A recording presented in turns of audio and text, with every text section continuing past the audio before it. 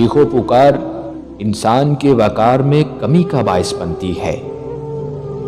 لوگوں کو اپنی خاموشی سے خوف زدہ کرنا سیکھو۔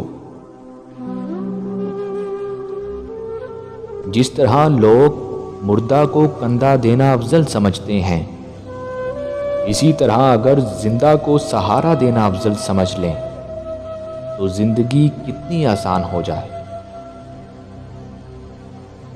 جتنی ذہانت کسی کی بات کا جواب دینے کے لیے ضروری ہے، اس سے کہیں زیادہ ذہانت اس کی بات کو سمجھنے کے لیے ضروری ہے۔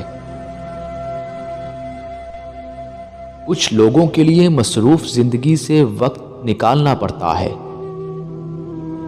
اور کچھ لوگ ایسے بھی ہوتے ہیں جنہیں دل سے نکالنے کے لیے زندگی کو مصروف کرنا پڑتا ہے۔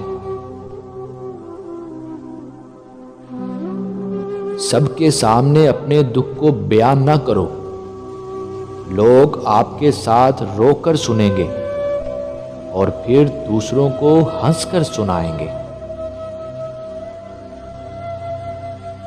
عورت ہمیشہ اس آدمی پر جان نچھاور کر دیتی ہے جو عورت کو عزت دیتا ہے۔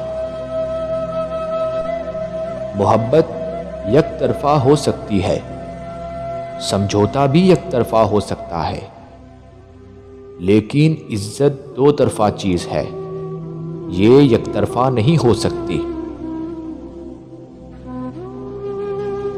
مڈل کلاس لڑکی کو بدنامی کا بڑا ڈر ہوتا ہے۔ یہ عشق نہیں کرتی، یہ شوہر تلاش کرتی ہیں۔ اگر کوئی عورت آپ سے آپ کا مرد چرا لیتی ہے تو سب سے اچھا بدلہ یہ ہے کہ اسے ادھر ہی رہنے دیں، کیونکہ اصلی مرد چوری نہیں ہوتا۔